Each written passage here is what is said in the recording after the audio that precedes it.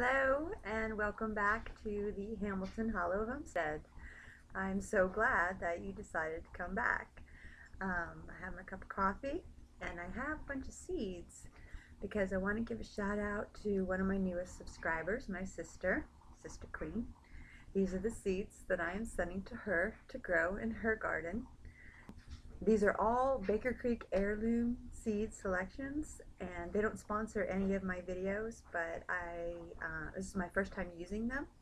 So if you ever thought about using them to plant your seeds, you could sort of evaluate these seeds based on my limited gardening abilities and decide for yourself if you want to buy some of their seeds. But I have heard good things about them. There's asparagus, which is a perennial. And asparagus, if you don't know, is a perennial, and it takes at least 3 to 4 years before you get a good crop. So before you plant any asparagus, and these are seed, but you can get asparagus crowns to plant if you want to get a head start on growing asparagus. So it would take one less year, but perennials are for places where you're going to stay. Before you plant any vegetables that are gonna, because they'll come back year after year, and you only have to plant them once. Another one is the cauliflower, the Robur cauliflower, and this is one that I actually did plant myself under grow lights, and a couple did sprout, and I'm going to be repotting those into a little larger pots pretty soon. I'm going to do a video on that. And then a couple different kinds of sunflowers. One is the Lemon Queen and one is the Red Sun. So I'm going to be doing these as well pretty soon whenever I do my warm crops. And then these are going to, and then there's a couple cabbages. There are 2 purple cabbages, the Mammoth Red Rock and the Tete Noir. These are the ones that I'm sending to my sister, and I plan on planting myself. And the rest are just flowers. There's calendula. Some people pronounce it calendula. I'm not sure which is correct in this area. I guess I'll find out if I go to my friend Kathy's gardening club. She can tell me. And there's 2 zinnias, which is the Purple Prince, which I also gave to my friend Sunshine. I don't know if she's planted those yet, probably not. And then the Will Rogers. So I'm going to be planting both of these. These are supposed to be really easy to grow, and they will reseed themselves, so they might as well be perennials. And then the last one is some sweet alyssum, and I'm going to try and put this someplace where it won't get too far out of control, because that too reseeds itself. So we're going to plant that around for the butterflies and the ladybugs to attract some beneficial insects to the garden this year. And I'm sending all these seeds off to my sister today. Okay, so that is going on right now, and I was going to give an update on my vegetables downstairs under the grow lights. These are the seedlings. Today is Saturday, February 15th. So they've been growing for about a week. They're really reaching for those lights. So today I'm going to make it my mission to put up my other shelf, get those lights going, so we can get these moved into someplace with a little bit stronger lights, more lumens, more Kelvin. And so far, still nothing from the brassicas. This tray is one that my husband bought for me with those little round plugs. It's a Jiffy thing where you have to soak it in water, and all of my seed mix was disinfected with boiling water. I poured boiling water to kill the gnat flies. That was recommended by Gary over at the Rusted Gardener. So I did that again this year. Last year it did great. Those are actually, I looked at my calendar, and they should be sprouting now. So they were early. They were all early.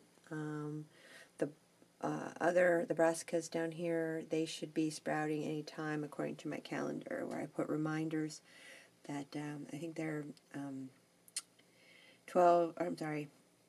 7 to 14 days germination period. So we're still in that range. And then, so down here is the shelf that I'm going to be working on to add this new set of lights. I got the aluminum foil back there to reflect all the light. I'm not going to use the foam board insulation down there like I did up here, because hopefully the weather's going to get a little bit warmer. I do have some, and so if I need to, I can. But right now I'm just using cardboard down there with some aluminum foil. It's really cold today. It's like 7 degrees outside. At least it was at dawn when I woke up. Yeah. But it's warm and cozy in here. It's about 60 degrees in here. So, these are my carrot seedlings. Back there are onions, but these are all carrots. And what I am attempting is to transplant these seedlings into a grow bag. I know, it was crazy. I've already poked little holes in here, and I'm going to give you the best view possible. I know this can be done.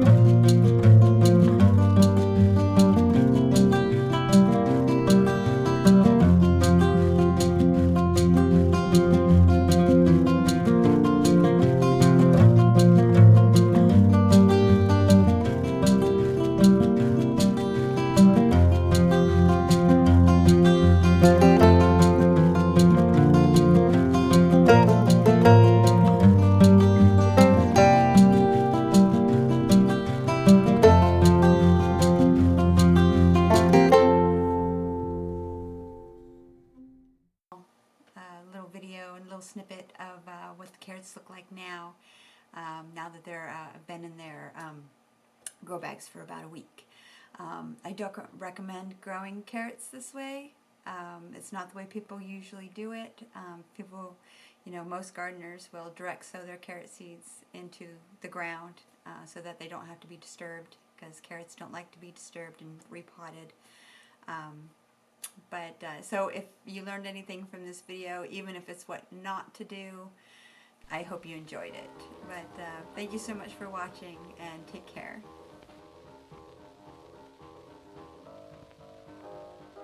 Listen, babe, what you done to me, you're the only one that I wanna see. You got to give me what you got.